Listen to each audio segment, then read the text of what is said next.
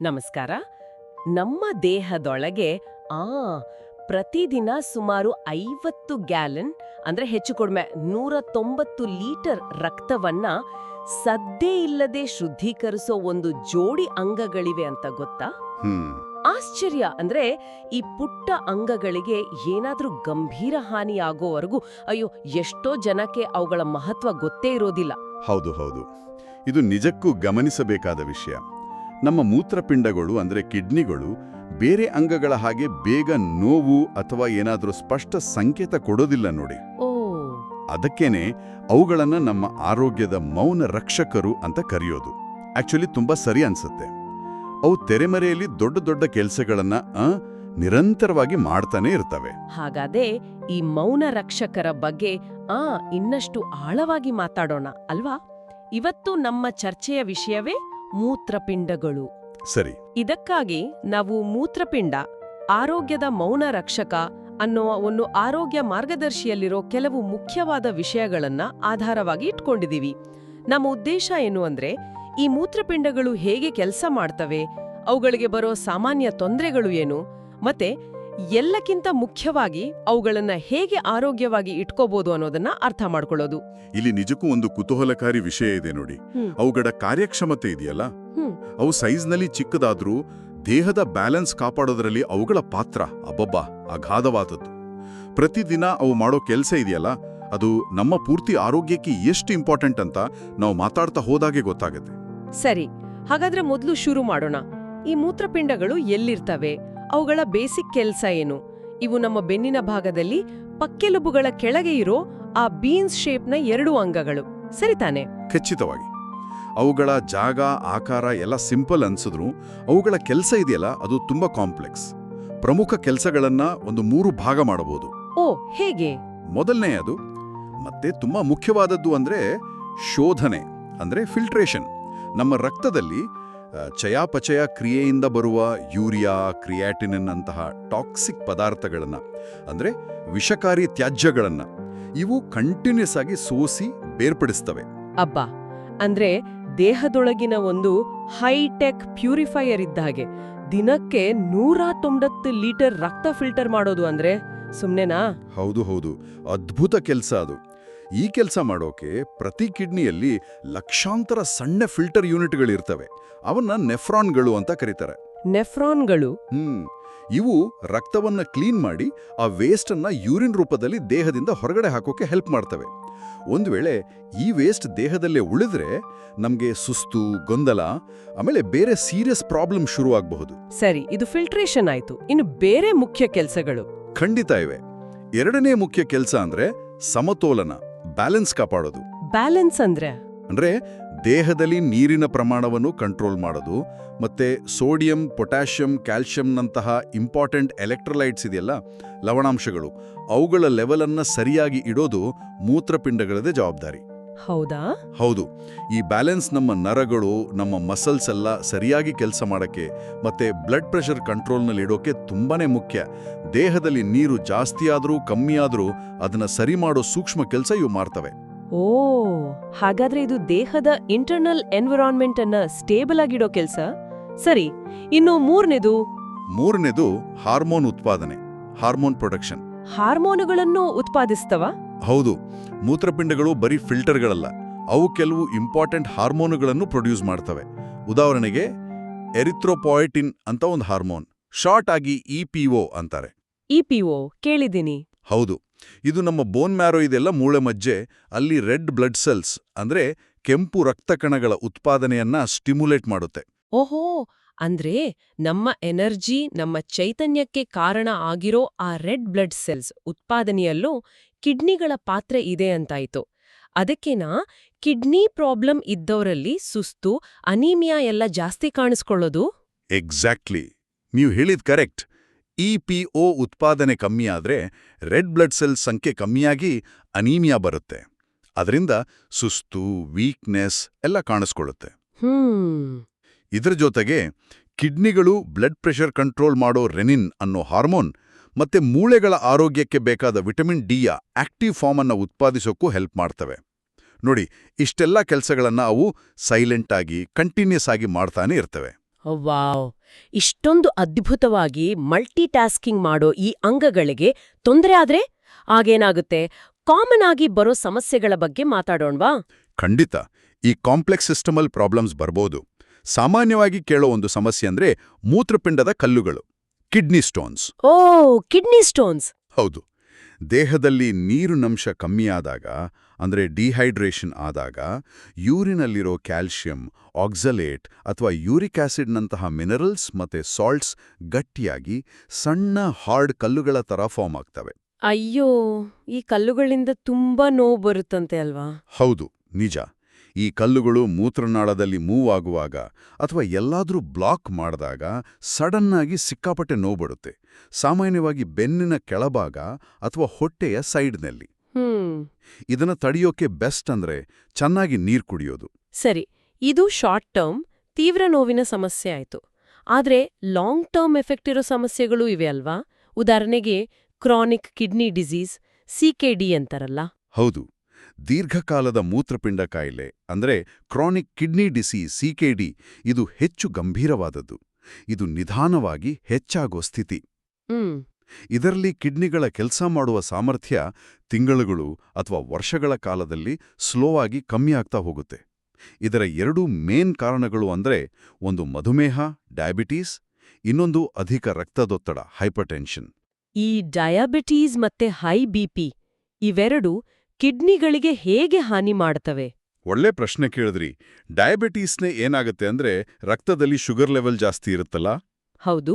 ಅದು ತುಂಬ ವರ್ಷಗಳ ಕಾಲ ಹಾಗೇ ಇದ್ರೆ ಕಿಡ್ನಿಗಳಲ್ಲಿರೋ ಲಕ್ಷಾಂತರ ಸಣ್ಣ ಸಣ್ಣ ರಕ್ತನಾಳಗಳು ಮತ್ತೆ ಆ ಫಿಲ್ಟರ್ ಯೂನಿಟ್ಸ್ ಇದೆಯಲ್ಲ, ನೆಫ್ರಾನ್ಗಳು, ಅವನ್ನ ಡ್ಯಾಮೇಜ್ ಮಾಡುತ್ತೆ. ಓ. ಇನ್ನು ಹೈ BP, ಅಧಿಕ ರಕ್ತದೊತ್ತಡ, ಅದು ಈ ಸಣ್ಣ ರಕ್ತನಾಳಗಳ ಮೇಲೆ ಕಂಟಿನ್ಯೂಸ್ ಆಗಿ ಪ್ರೆಷರ್ ಹಾಕುತ್ತೆ. ಅದರಿಂದ ಅವು ವೀಕ್ ಆಗಿ ಡ್ಯಾಮೇಜ್ ಆಗ್ತವೆ. ಇವೆರಡೂ ಸ್ಥಿತಿಗಳು ನೆಫ್ರಾನ್ಗಳ ಫಿಲ್ಟರ್ ಮಾಡೋ ಕೆಪಾಸಿಟಿಯನ್ನ ಕಡಿಮೆ ಮಾಡಿಬಿಡ್ತವೆ. ನಾವು ನೋಡಿದ ಆ ಆರೋಗ್ಯ ಮಾರ್ಗದರ್ಶಿಯಲ್ಲೂ ಹೇಳಿದ ಹಾಗೆ ಈಗ ಲೈಫ್ ಸ್ಟೈಲ್ ಬದಲಾಗಿರೋದ್ರಿಂದ ಗ್ಲೋಬಲಿ ಡಯಾಬಿಟೀಸ್, ಹೈ BP ಜಾಸ್ತಿ ಆಗ್ತಿದೆ. ಹಾಗಾಗಿ CKD ಕೇಸ್ಗಳು ಆತಂಕಕಾರಿ ರೀತಿಯಲ್ಲಿ ಹೆಚ್ಚಾಗ್ತಿವೆ. ಇದ್ರ ಬಗ್ಗೆ ನಿಜಕ್ಕೂ ಚಿಂತೆ ಆಗೋ ವಿಷಯ ಅಂದ್ರೆ ಇದು ತುಂಬಾ ಸ್ಲೋ ಆಗಿ, ಸೈಲೆಂಟ್ ಆಗಿ ಮುಂದುವರಿಯುತ್ತೆ ಅನ್ನೋದು. ಹೌದು, ಅದೇ ಇದರ ಡೇಂಜರ್. CKD ಇದೆಯಲ್ಲ, ಅದು ಶುರುವಾತಿನ ಹಂತಗಳಲ್ಲಿ ಯಾವುದೇ ಕ್ಲಿಯರ್ ಸಿಂಪ್ಟಮ್ಸ್ ತೋರಿಸೋದಿಲ್ಲ. ಹೌದಾ? ಹೌದು. ಕಿಡ್ನಿಗಳು ತಮ್ಮ ಕೆಲಸದ ಒಂದು 50% ಅಥವಾ ಅದಕ್ಕಿಂತ ಜಾಸ್ತಿ ಕೆಪಾಸಿಟಿ ಕಳ್ಕೊಂಡ ಮೇಲೇನೆ ಲಕ್ಷಣಗಳು ಕಾಣಿಸ್ಕೊಳ್ಳೋಕೆ ಶುರುವಾಗಬಹುದು. ಇದು ಸ್ಟೇಜ್ ಬೈ ಸ್ಟೇಜ್ ಮುಂದುವರಿಯುತ್ತೆ ಮತ್ತೆ ಕೊನೆ ಹಂತ ಬರುವವರೆಗೂ ಎಷ್ಟೋ ಜನಕ್ಕೆ ಇದರ ಅರಿವೇ ಇರೋದಿಲ್ಲ. ಓ ಮೈ ಗಾಡ್. ಹಾಗಾದ್ರೆ CKD ಮುಂದುವರೆದ್ರೆ ಫೈನಲ್ ಸ್ಟೇಜ್, ಅದೇ ಮೂತ್ರಪಿಂಡ ವೈಫಲ್ಯ, ಕಿಡ್ನಿ ಫೇಲಿಯರ್, ಅದರ ಪರಿಣಾಮಗಳೇನು? ಇದನ್ನ ದೊಡ್ಡ ಚಿತ್ರಣಕ್ಕೆ ಜೋಡಿಸಿದ್ರೆ ಕಿಡ್ನಿ ಫೇಲ್ಯೂರ್ ಅಥವಾ end stage renal disease, ESRD ಅಂದ್ರೆ ಕಿಡ್ನಿಗಳು ತಮ್ಮ ಫಿಲ್ಟರ್ ಮಾಡೋ ಕೆಲಸವನ್ನ ಆಲ್ಮೋಸ್ಟ್ ನಿಲ್ಲಿಸ್ಬಿಡೋ ಸ್ಥಿತಿ. ಅಂದ್ರೆ ಒಂದು 85–90% ಕೆಲಸ ನಿಂತು ಹೋಗಿರುತ್ತೆ. ಅಯ್ಯೋ. ಆಗೇನಾಗುತ್ತೆ, ದೇಹದಲ್ಲಿ ಆ ವಿಷಕಾರಿ ತ್ಯಾಜ್ಯಗಳು, ಯೂರಿಯಾ ಮತ್ತೆ ಎಕ್ಸ್ಟ್ರಾ ನೀರು ಎಲ್ಲ ಡೇಂಜರಸ್ ಲೆವೆಲಲ್ಲಿ ಶೇಖರ ಆಗೋಕ್ ಶುರುವಾಗುತ್ತೆ. ಎಲೆಕ್ಟ್ರೋಲೈಟ್ ಬ್ಯಾಲೆನ್ಸ್ ಪೂರ್ತಿ ತಪ್ಪೋಗುತ್ತೆ. ಈ ಹಂತದಲ್ಲಿ ಜೀವ ಉಳಿಸ್ಕೊಳ್ಳೋಕೆ ಆರ್ಟಿಫಿಷಿಯಲ್ ಆಗಿ ರಕ್ತವನ್ನ ಕ್ಲೀನ್ ಮಾಡೋ ಡಯಾಲಿಸಿಸ್ ಅಥವಾ ಆರೋಗ್ಯವಾಗಿರೋ ಕಿಡ್ನಿಯನ್ನ ಟ್ರಾನ್ಸ್ಪ್ಲಾಂಟ್ ಮಾಡೋ ಮೂತ್ರಪಿಂಡ ಕಸಿ, ಇವು ಅನಿವಾರ್ಯ ಆಗ್ತವೆ. ಇವೆರಡೂ ಲೈಫ್ ಮೇಲೆ ದೊಡ್ಡ ಇಂಪ್ಯಾಕ್ಟ್ ಮಾಡೋ ಕಂಟಿನ್ಯೂಸ್ ಮೆಡಿಕಲ್ ಕೇರ್ ಬೇಕಾಗಿರೋ ಟ್ರೀಟ್ಮೆಂಟ್ಸ್. ಅಬ್ಬಾ, ಇದು ಇಷ್ಟು ಸೈಲೆಂಟ್ ಆಗಿ ಬರೋ ಕಾಯಿಲೆ ಆದೆ ದೇಹ ಏನಾದ್ರೂ ವಾರ್ನಿಂಗ್ ಸಿಗ್ನಲ್ಸ್ ಕೊಡುತ್ತಾ? ನಾವು ಗಮನಿಸಬೇಕಾದ ಲಕ್ಷಣಗಳು ಏನಿರಬಹುದು? ಇದು ತುಂಬಾ ಇಂಪಾರ್ಟೆಂಟ್ ಪ್ರಶ್ನೆ. ಯಾಕಂದ್ರೆ ನಾನ್ ಮೊದಲೇ ಹೇಳಿದ ಹಾಗೆ ಲಕ್ಷಣಗಳು ಸಾಮಾನ್ಯವಾಗಿ ಲೇಟಾಗಿ ಕಾಣಿಸ್ಕೊಳ್ತವೆ. ಹೌದು. ಆದರೂ ಕೆಲವು ಕಾಮನ್ ಸೂಚನೆಗಳು ಅಥವಾ ಲಕ್ಷಣಗಳನ್ನ ಗಮನದಲ್ಲಿ ಇಟ್ಕೋಬೇಕು. ಒಂದು, ಕಾಲು, ಪಾದದ ಗಂಟುಗಳು ಅಥವಾ ಮುಖದಲ್ಲಿ ಊತ ಬರೋದು. ದೇಹದಲ್ಲಿ ಎಕ್ಸ್ಟ್ರಾ ನೀರು ಶೇಖರಣೆ ಆಗೋದ್ರಿಂದ ಹೀಗಾಗುತ್ತೆ. ಸರಿ. 2, ಮೂತ್ರದಲ್ಲಿ ನೊರೆ ಬರೋದು, ಫೋಮಿ ಯೂರಿನ್. ಇದು ಯೂರಿನ್ನಲ್ಲಿ ಪ್ರೋಟೀನ್ ಲೀಕ್ ಆಗ್ತಿರೋ ಸೂಚನೆ ಇರಬಹುದು. ಕಿಡ್ನಿ ಫಿಲ್ಟರ್ಗಳು ಡ್ಯಾಮೇಜ್ ಆಗಿದ್ರೆ ಹೀಗಾಗುತ್ತೆ. 3, ತೀವ್ರವಾದ ಸುಸ್ತು ಮತ್ತು ನಿಶ್ಶಕ್ತಿ. ಇದು ಅನೀಮಿಯಾದಿಂದ, EPO ಕಮ್ಮಿ ಆಗೋದ್ರಿಂದ ಅಥವಾ ದೇಹದಲ್ಲಿ ಟಾಕ್ಸಿನ್ಸ್ ಜಾಸ್ತಿ ಆಗೋದ್ರಿಂದ ಬರಬಹುದು. 4, ಮೂತ್ರ ವಿಸರ್ಜನೆಯಲ್ಲಿ ಚೇಂಜಸ್. ರಾತ್ರಿ ಹೊತ್ತು ಪದೇ ಪದೇ ಯೂರಿನ್ಗೆ ಹೋಗೋದು, ಯೂರಿನ್ ಪ್ರಮಾಣ ಕಮ್ಮಿ ಆಗೋದು ಅಥವಾ ಜಾಸ್ತಿ ಆಗೋದು, ಯೂರಿನ್ ಕಲರ್ ಚೇಂಜ್ ಆಗೋದು, ಕೆಲವೊಮ್ಮೆ ಬ್ಲಡ್ ಕಾಣಿಸ್ಕೊಳ್ಳೋದು. ಸರಿ. 5, ಉಸಿರಾಟದ ತೊಂದರೆ. ಎಕ್ಸ್ಟ್ರಾ ನೀರು ಶ್ವಾಸಕೋಶದಲ್ಲಿ ಸೇರಿದ್ರೆ ಅಥವಾ ಅನೀಮಿಯಾದಿಂದ ಹೀಗಾಗ್ಬೋದು. 6 ಚರ್ಮದಲ್ಲಿ ತುರಿಕೆ, ದೇಹದಲ್ಲಿ ವೇಸ್ಟ್ ಜಾಸ್ತಿ ಆದಾಗ ಬರ್ಬೋದು. 7 ಹಸಿವಾಗದಿರುವುದು ಅಥವಾ ವಾಕರಿಕೆ, ಇದು ಕೂಡ ಟಾಕ್ಸಿನ್ ಬಿಲ್ಡಪ್ನ ಪರಿಣಾಮ. ಅಂದ್ರೆ ಈ ಲಕ್ಷಣಗಳು ಕಾಣಿಸೋಷ್ಟರಲ್ಲಿ ಡ್ಯಾಮೇಜ್ ಸಾಕಷ್ಟು ಆಡಿರುತ್ತಾ? ಮತ್ತೆ ಈ ಲಕ್ಷಣಗಳು ಬೇರೆ ಕಾರಣಗಳಿಗೂ ಇರಬಹುದಲ್ಲ? ಹೌದು. ದುರದೃಷ್ಟವಶಾತ್ ಲಕ್ಷಣಗಳು ಕ್ಲಿಯರ್ ಆಗಿ ಕಾಣಿಸ್ಕೊಳ್ಳೋ ಹೊತ್ತಿಗೆ ಕಿಡ್ನಿ ಕೆಲಸ ಗಣನೀಯವಾಗಿ ಕಮ್ಮಿಯಾಗಿರ್ಬೋದು. ನೀವು ಹೇಳಿದ್ದು ಕರೆಕ್ಟ್, ಈ ಕೆಲವು ಲಕ್ಷಣಗಳು ಬೇರೆ ಹೆಲ್ತ್ ಪ್ರಾಬ್ಲಮ್ಸ್ನಲ್ಲೂ ಕಾಣಿಸ್ಕೊಳ್ಬಹುದು. ಆದ್ರೆ ಇವುಗಳಲ್ಲಿ ಯಾವುದಾದ್ರೂ ಒಂದು ಅಥವಾ ಹೆಚ್ಚು ಲಕ್ಷಣಗಳು ಕಂಡ್ರೆ, ಎಸ್ಪೆಷಲಿ ಡಯಾಬಿಟೀಸ್, ಹೈ ಬಿಪಿ ಇರೋರು ಅಥವಾ ಫ್ಯಾಮಿಲಿಯಲ್ಲಿ ಕಿಡ್ನಿ ಪ್ರಾಬ್ಲಮ್ ಹಿಸ್ಟ್ರಿ ಇರೋರು ತಕ್ಷಣ ಡಾಕ್ಟರ್ ಹತ್ರ ಹೋಗಿ ಬ್ಲಡ್ ಯೂರಿನ್ ಟೆಸ್ಟ್ ಮಾಡಿಸ್ಕೊಳ್ಳೋದು ತುಂಬಾನೇ ಮುಖ್ಯ. ಓಕೆ. ನೆನ್ಪಿಡಿ, ಅರ್ಲಿ ಸ್ಟೇಜ್ನಲ್ಲೇ ಗೊತ್ತಾದ್ರೆ ಟ್ರೀಟ್ಮೆಂಟ್ ಹೆಚ್ಚು ಎಫೆಕ್ಟಿವ್ ಆಗಿರುತ್ತೆ. ಕಾಯಿಲೆ ಜಾಸ್ತಿ ಆಗೋದನ್ನ ಸ್ಲೋ ಮಾಡ್ಬೋದು. ಇದೆಲ್ಲ ಕೇಳಿದ್ರೆ ಸ್ವಲ್ಪ ಭಯ ಆಗುತ್ತೆ ನಿಜ. ಆದ್ರೆ ಗುಡ್ ನ್ಯೂಸ್ ಅಂದ್ರೆ ನಮ್ ಕೈಯಲ್ಲೂ ಏನಾದ್ರೂ ಇದೆಯಲ್ಲ. ಈ ಮೌನ ರಕ್ಷಕರನ್ನ ನಾವು ಹೇಗೆ ಕಾಪಾಡ್ಕೋಬಹುದು? ಪ್ರಿವೆನ್ಷನ್ಗೆ, ರಕ್ಷಣೆಗೆ ಏನ್ ಮಾಡಬಹುದು?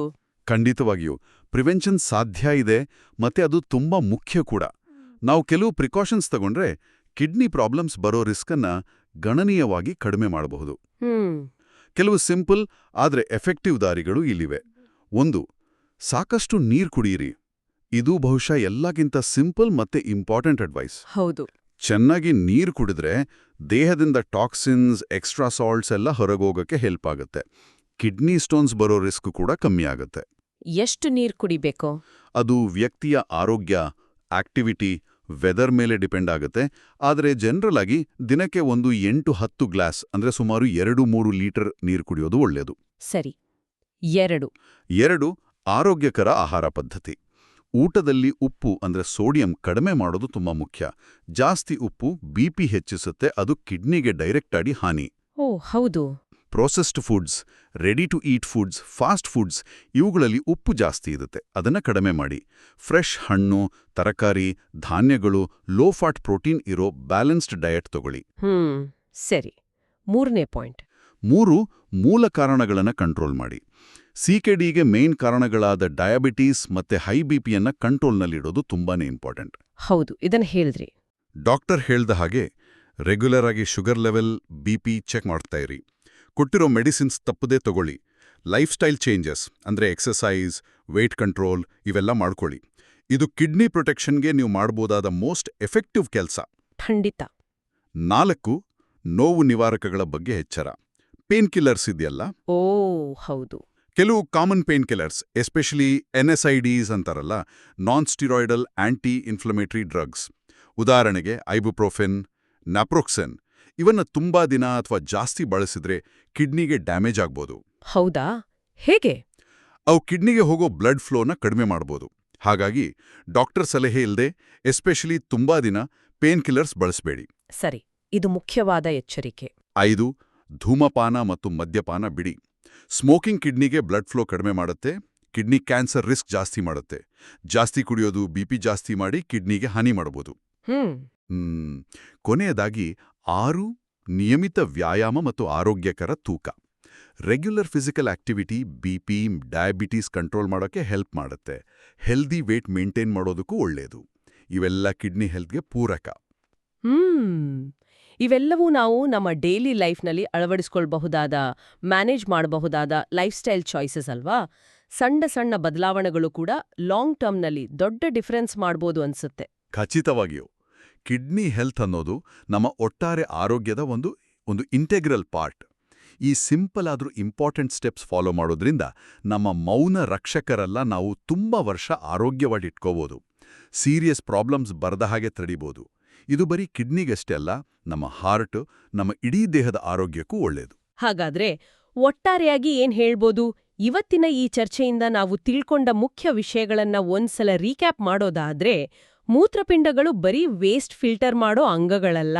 ಅವು ದೇಹದ ಫ್ಲೂಯಿಡ್, ಎಲೆಕ್ಟ್ರೋಲೈಟ್ ಬ್ಯಾಲೆನ್ಸ್ ಕಾಪಾಡೋ, ಇಂಪಾರ್ಟೆಂಟ್ ಹಾರ್ಮೋನ್ಸ್ ಪ್ರೊಡ್ಯೂಸ್ ಮಾಡೋ ಕ್ರಿಟಿಕಲ್ ಕೆಲಸಗಳನ್ನ ಸೈಲೆಂಟ್ ಆಗಿ ಮಾಡ್ತವೆ. ಹೌದು. ಡಯಾಬಿಟೀಸ್, ಹೈ ಬಿಪಿ, ಡಿಹೈಡ್ರೇಷನ್ ಮತ್ತೆ ಕೆಲವು ಮೆಡಿಸಿನ್ಗಳ ಓವರ್ ಯೂಸ್ ಅವುಗಳಿಗೆ ಹಾನಿ ಮಾಡಬಹುದು. ಇದು ಕಿಡ್ನಿ ಸ್ಟೋನ್ಸ್ ಅಥವಾ ಸಿಕೆಡಿಗೆ ಕಾರಣ ಆಗಬಹುದು. ಕರೆಕ್ಟ್. ವರಿ ಮಾಡೋ ವಿಷಯ ಅಂದ್ರೆ ಈ ಡ್ಯಾಮೇಜ್ ಸೀರಿಯಸ್ ಆಗೋವರೆಗೂ ಸಿಂಪ್ಟಮ್ಸ್ ಕಾಣಿಸಲ್ಲ. ಆದ್ರೆ ಹೆಲ್ದಿ ಲೈಫ್ ಸ್ಟೈಲ್ ಮೂಲಕ, ಎಸ್ಪೆಷಲಿ ಚೆನ್ನಾಗಿ ನೀರು ಕುಡಿಯೋದು, ಉಪ್ಪು ಕಮ್ಮಿ ಮಾಡೋದು, ಡಯಾಬಿಟಿಸ್ ಬಿಪಿ ಕಂಟ್ರೋಲ್ ಮಾಡೋದು, ಪೇನ್ ಕಿಲ್ಲರ್ಸ್ ಬಗ್ಗೆ ಕೇರ್ಫುಲ್ ಆಗಿರೋದು, ಈ ರಿಸ್ಕ್ಗಳನ್ನ ನಾವು ಗಣನೀಯವಾಗಿ ಕಡಿಮೆ ಮಾಡಬಹುದು. ಹೌದು. ಆ ಮೌನ ರಕ್ಷಕ ಅನ್ನೋ ಕಾನ್ಸೆಪ್ಟ್ ಅನ್ನ ಇನ್ನೊಮ್ಮೆ ನೆನಪಿಸ್ಕೊಳ್ಳೋಣ. ಅವು ಸೈಲೆಂಟ್ ಆಗಿರೋದ್ರಿಂದಲೇ ಅವುಗಳ ಆರೋಗ್ಯದ ಬಗ್ಗೆ ನಾವೇ ಕಾನ್ಷಿಯಸ್ ಆಗಿ ಕೇರ್ ತಗೋಬೇಕು. ನಿಜ. ಸಿಂಪ್ಟಮ್ಸ್ಗಾಗಿ ಕಾಯೋ ಬದಲು ಪ್ರಿಯಂಪ್ಟಿವ್ ಆಗಿ, ಅಂದ್ರೆ ಮೊದಲೇ ಹೆಲ್ದಿ ಹ್ಯಾಬಿಟ್ಸ್ ಅಳವಡಿಸ್ಕೊಳ್ಳೋದು ಮತ್ತೆ ರೆಗ್ಯುಲರ್ ಹೆಲ್ತ್ ಚೆಕಪ್ಸ್ ಮಾಡಿಸ್ಕೊಳ್ಳೋದು, ಎಸ್ಪೆಷಲಿ ರಿಸ್ಕ್ ಗ್ರೂಪ್ನಲ್ಲಿರೋರು, ಡಯಾಬಿಟಿಕ್ಸ್, ಹೈ ಬಿಪಿ ಇರೋರು, ಫ್ಯಾಮಿಲಿ ಹಿಸ್ಟ್ರಿ ಇರೋರು ತುಂಬಾ ಮುಖ್ಯ. ಇದರಿಂದ ಪ್ರಾಬ್ಲಮ್ ಅನ್ನ ಅರ್ಲಿ ಸ್ಟೇಜ್ನಲ್ಲೇ ಕಂಡುಹಿಡಿದು ಸರಿ ಮಾಡೋಕ್ಕಾಗತ್ತೆ. ಅವೇರ್ನೆಸ್ ಮತ್ತೆ ಪ್ರಿಕಾಷನ್ ಇವೇ ಇಲ್ಲಿ ಕೀ. ಖಂಡಿತ. ಕೊನೆಯದಾಗಿ ಕೇಳುಗರಿಗೆ ಒಂದು ಯೋಚನೆ ಬಿಟ್ಟೋಗೋಣ. ಕಿಡ್ನಿಗಳ ಈ ಸೈಲೆಂಟ್ ಬ್ಯಾಕ್ಗ್ರೌಂಡ್ನಲ್ಲಿ ನಡೆಯೋ ಅದ್ಭುತ ಕೆಲ್ಸ ನೋಡ್ದಾಗ ನಮ್ಮ ದೇಹದ ಬೇರೆ ಯಾವ ಅಂಗಗಳು ಅಥವಾ ಪ್ರೋಸೆಸ್ಗಳು ಹೀಗೇನೆ ನಮ್ಗೋಸ್ಕರ ಕಂಟಿನ್ಯೂಸ್ ಆಗಿ ನಮ್ಮ ಗಮನಕ್ಕೆ ಬರದೆ ಕೆಲ್ಸ ಮಾಡ್ತಿರ್ಬೋದು. ನಮ್ಮ ಹಾರ್ಟ್, ನಮ್ಮ ಲಿವರ್, ನಮ್ಮ ಇಮ್ಯೂನ್ ಸಿಸ್ಟಮ್ ಇವುಗಳ ಆರೋಗ್ಯದ ಬಗ್ಗೆನೂ ನಾವು ಹೆಚ್ಚು ಕಾನ್ಷಿಯಸ್ ಆಗಿ ಗಮನ ಕೊಡ್ಬೇಕಾ? ಬಹುಶಃ ನಮ್ಮ ಇಡೀ ದೇಹವೇ ಒಂದು ಅದ್ಭುತ ಸೈಲೆಂಟ್ ಫ್ಯಾಕ್ಟರಿ. ಅದರ ಪ್ರತಿಯೊಂದು ಪಾರ್ಟಿಗೂ ನಮ್ಮ ಗಮನ, ನಮ್ಮ ಕೇರ್ ಬೇಕು. ಇದೊಂದು ಯೋಚನೆ ಮಾಡ್ಬೇಕಾದ ವಿಷಯ ಅಲ್ವಾ?